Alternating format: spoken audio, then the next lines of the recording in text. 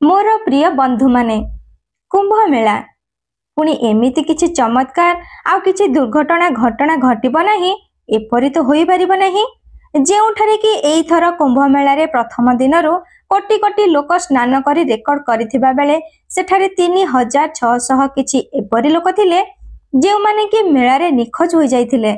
Malar भिड़ भितरे भाग दौड़रे निज लोकंक ठारू विच्छिन्न होई जाइथिले किंतु एई थरर मेलारे एहिपरि लोकमानंक पाई बहुत भल व्यवस्था करा जाइथिला जाहाकू तुरंत खोजी निजर लोकमानंक सहित मिसई दिया जाउथिला।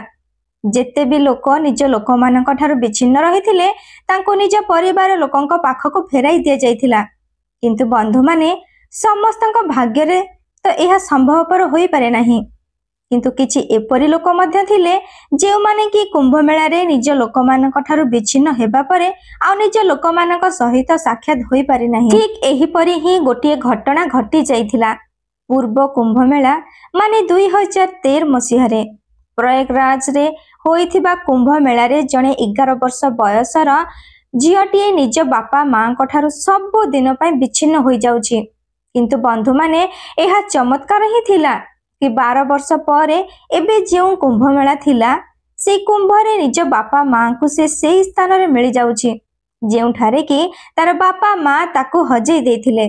ये कोनोसी चमत्कारी ठारू किछि कम नहीं।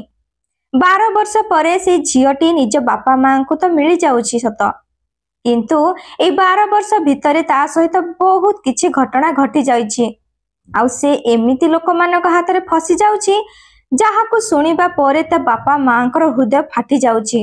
आ बंधु माने मोर मध्य विश्वास कि आपण माने सेही सब घटना विषय सुनिले आपण माने निज आखिर लुह को रोकी पारिबे नाही किंतु झियोटी 12 वर्ष पर्यंत केउठारे थिला कौन करुथिला आ ता सहित कौन सब घटना घटी जाइथिला बंधु माने आसंतो जानिबा पूरा कहानी ए वीडियो माध्यम रे किंतु वीडियोर आगो को बढ़िबा आगरो आपण समस्त को मोर सेही छोट अनुरोध कि कहानी टी भल लागिथिले वीडियो को लाइक शेयर करबा सहित मो चैनल को टिके सब्सक्राइब मध्य करि देबे जहा द्वारा कि मोर उत्साह आहुरी बढ़िबो आ मु आपण समस्त को एही परि सुंदर सुंदर कहानी सुनाउथिबे आ जेउ माने कमेंट रे निज नाम सहित जागा ना देबे सेमानक नाम मु परवर्ती वीडियो रे घोषणा करिबे।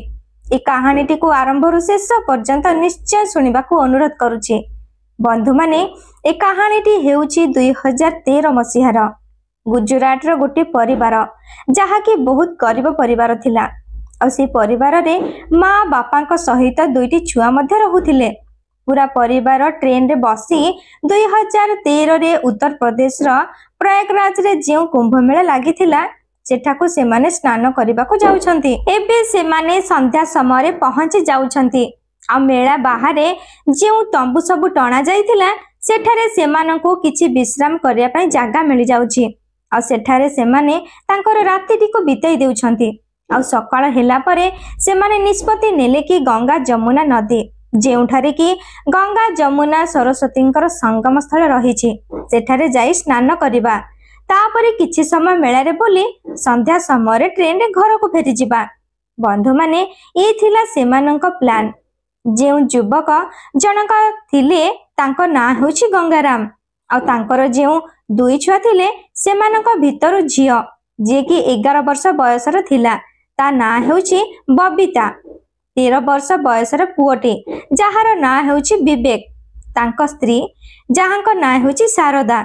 तो बंधु माने सेमाने रातिटी सेठारे बिताई देउछंती आ जेतेबेले सकाळ हेला त सेमाने समस्ते चली जाउछंती स्नान करिबा पई। स्नान करि सारिबा परे सेमाने चा नास्ता करूछंती आ तापरे गंगाराम कहउछंती कि एबे चलो मेला बुली आसीबा किंतु बबिता कहउछि कि ना बाबा मु सोइबा पई चाहूची कारण सकाळ सकाळ तो बहुत शीघ्र उठेई देला तो मोर निदा पूरा होई नाही कारण बंधु माने से माने जेतेबेले घरे थिले तो सकाळ 7 कि 8टा पर्यंत से माने निश्चय सोई रहउथबे आ से एबे कहूची कि जेउठारे आमे आराम करूथिले सेठाको म जिबाकू चाहूची किंतु पुओटी कहूची कि मते मेला बुलिबार अछि।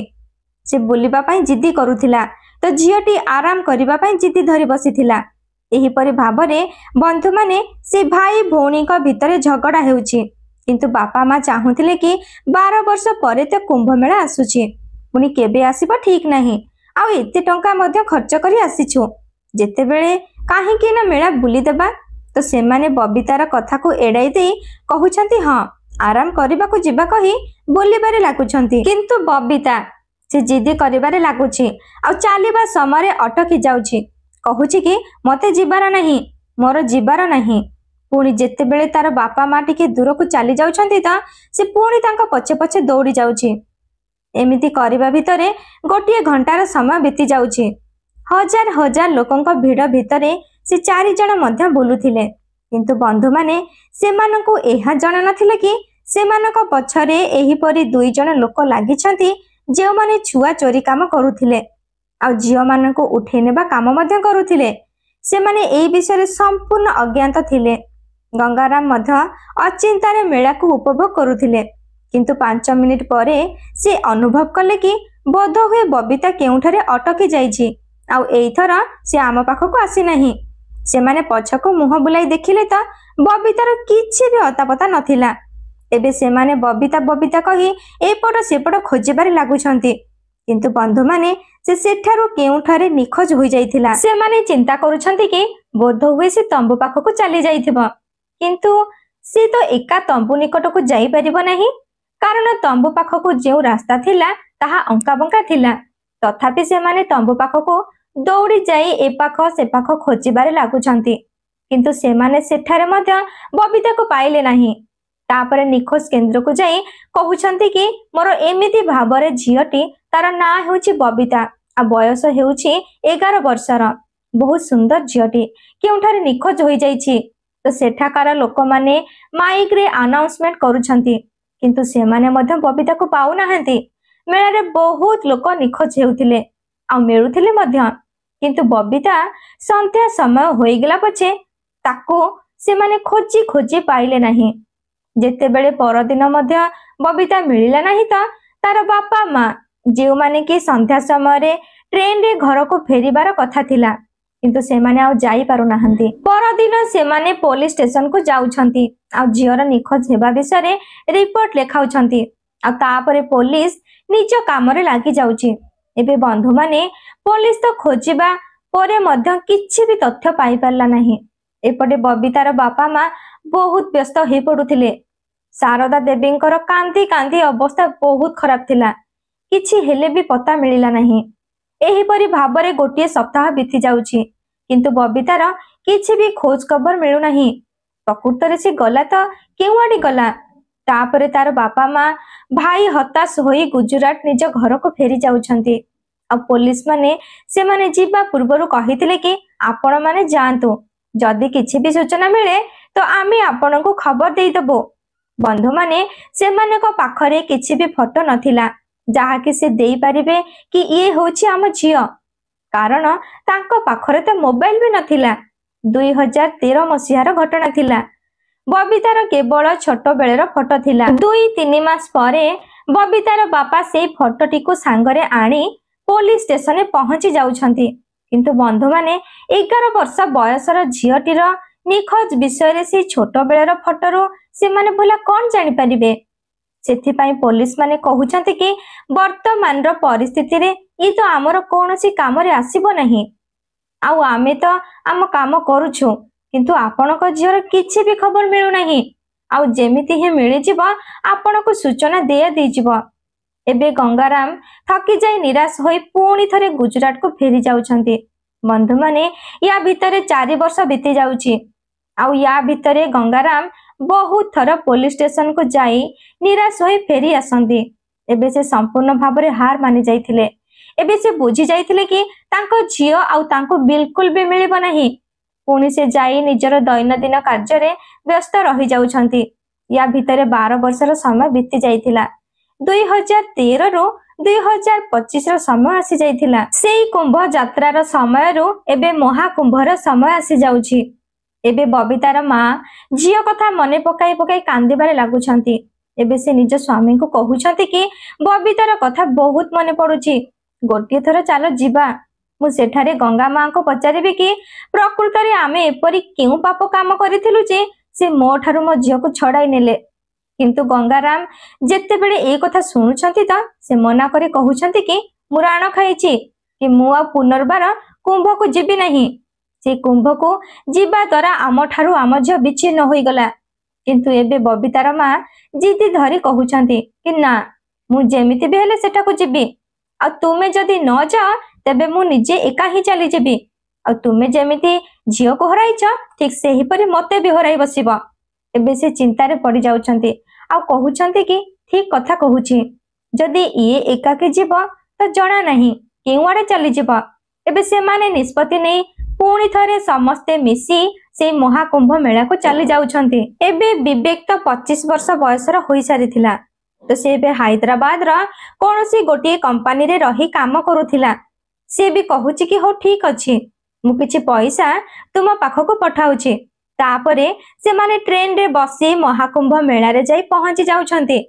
एबे से माने राती समटी कोनोसी गोटे तंपुरे आराम करी परदिन स्नान करिबार योजना करिथिले। किंतु एई थर सेमानक मनरे सेमिति उत्साह कि खुशी नथिला। प्रति मुहूर्त रे सेमानकर बबिता कथा मने पडुथिला आ सेमानकु एपरि अनुभव हेउथिला कि सत्य जेमिति तांको किछि गोटे शक्ति निज आडकु आकर्षित करूछि बा टाणुछि। प्रकृत रे सेमानकु जणा नथिला कि सेमानक झियो सहित कोन होइथिला। एबे बंधु माने पर दिन माने जनवरी 14 तारिख दिन से माने जेमिति ही गंगा नदी रे स्नान करी फेरुछंती त तांको सम्मुखरे तांको झियो छिडा होइथिला। बंधु माने ई कोनोसी चमत्कार ठारू किछि कम नुहे। एबे जेमिति ही बबिता निज मां को देखुछि त कांदिबारे लागुछि आ निज मां को सख्त भाबरे कुंढेई धरुछि आ कांति कांति कहूछि कि मु बहुत भलरे जानिथिली कि तुमे निश्चय आसीबो। एबे गंगाराम आ शारदा देवी आश्चर्य होई बबिता को चाहि रहुछंती आ कांदी कांदी कहउछंती कि झियो तू केउ आडे निखोज होई जाइथिलु तो सहित कोन होइथिला। एही परि तांको मनरे जेते भी प्रश्न सृष्टि हेइथिला से सब को ताको पचारिबारे लागिले। ठीक सेही समय जने युवक आसुछंती आ से सेमानकु हाथ जोड़ी नमस्कार करूछंती। एबे से युवक जनक बबिता को पचारुछंती कि ए माने किए तो बबिता कहूछि कि ए माने हेउछंती मोर सब किछि आ एमानंक सहारा पाई तो मु आज पर्यंत बंची रहिछि।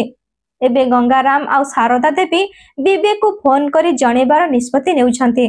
तो एई समय बबिता कहूछि कि आपण माने काहाको भी किछि हेले फोन करी जणातु नहीं कारण मु एबे आपण मानकर लायक ही होई रही नहीं। आ तापरे से कहूछि कि हौ ठीक अछि एबे चालो केउठी बसी कथा हेबा। आ तापरे से निज कहानी कहबा आरंभ करि दउछि। गोटे जगह रे से माने एकांत भाबरे बसी कथा हेउछंती आ तापरे बंधु माने बबिता जी कहानी कहूछि ने ताकु सुनिबा परे तार माँ बापांको छाती फाटी जाउछि। बंधु माने सेई दिन से जेते बेले रही रही तार बापा माँ को पछे पछे आसुथिला आ मझिरे मझिरे अटकी पुणी थरे सेमानक पाखरे जाई पहुंची जाउथिला त सेई समय दुई जण व्यक्ति तार पीछा करूथिले।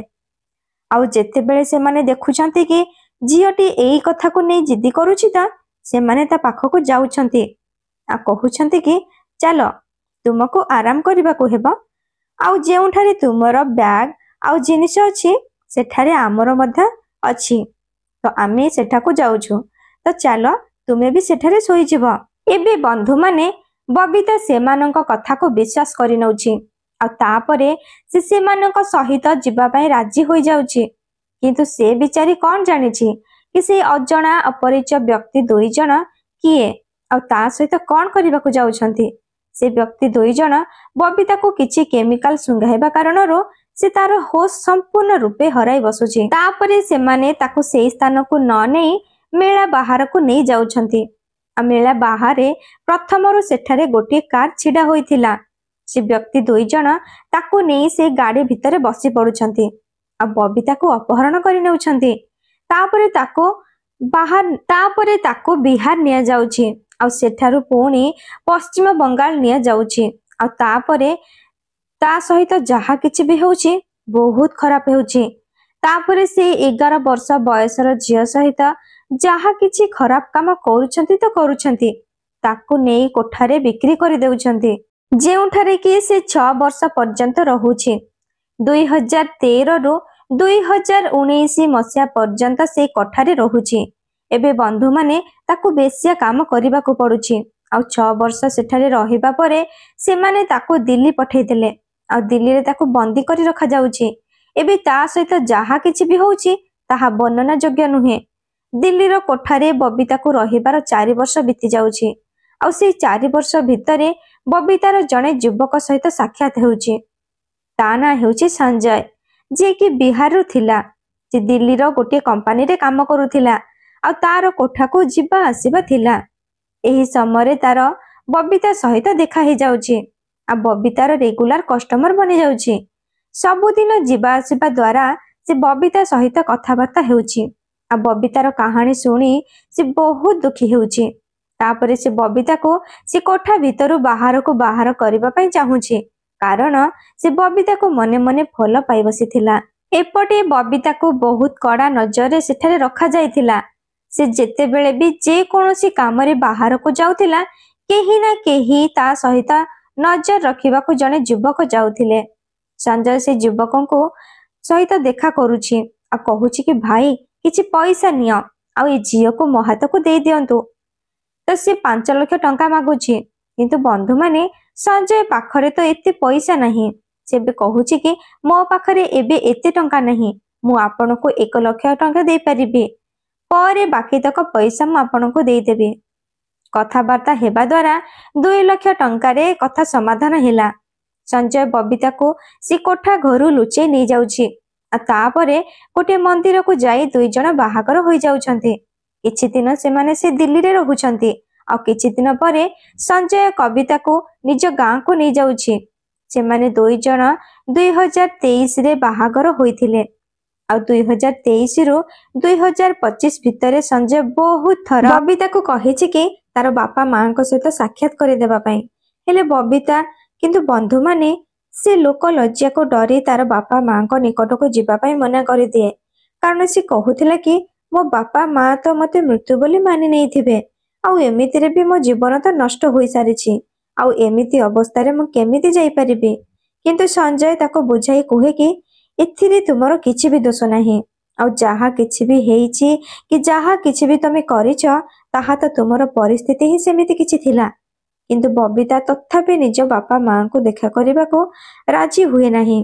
किंतु बंधु माने जेमिति 2025 रो कुंभ मेला आसुची त जेमिति तार मां झियो पाई विचलित हेउथिले, सेही परि बबीता मध्य निज परिवार पाई विचलित हेउथिला। तो सेबे चिंता करूची कि मु थरी कुंभ मेला जिबे, कोन जणा होई पारे मो बापा मां सेठा को आसीथिबे। बंधु माने जणा नाही सेमानक मनर भावना किपरि एकापरि होई परिला कि जहा बबीता मनरे चिंता करूथिला ठीक सेया तार मां चिंता करूथिले। तापरे संजय ताकू नेई कुंभ मेला रे पहुंची जाउची। आ तापरे लक्ष लक्ष लोकंक भीड़ मझिरे कवितार निज बापा मां को सहित भेट हेबा कोई चमत्कार रु कम नुहे। जेते बेले से माने तार कहानी सुनुछंती त से माने कांदिबारे लागुछंती। आ तापरे संजय रो गोड़ धरी पकाउछंती। आ ताकू आशीर्वाद देउछंती। आ कहउछंती कि एबे आम झियो को आम सहित घर को नहीं के जीवा पाई चाहूछु। आउ किछि दिन परे तुमे ताकू नहीं आसीबो। बंधु माने एबे विवेक भौणी मिली जिबा खुशी रे हैदराबाद रु प्रयागराज आसुछि। आ सेठी पूरा परिवार एकाठी होई खुशी रे परस्पर को आलिंगन कले। तो बंधु माने ए थिला हमर आजिर कहानी। ए कहानीटी आपण समस्त को किपरि लागिला कमेंट करी मते निश्चय जणाइबे। आ कहानीटी भल लागिथिले वीडियो को लाइक शेयर करबा सहित मो चैनल को टिके सब्सक्राइब करि देबे। आ बेल को ऑल रे सेट करि देबे। वर्तमान टाइम रहुची, पुणी देखा हेबो एही परी आउ एक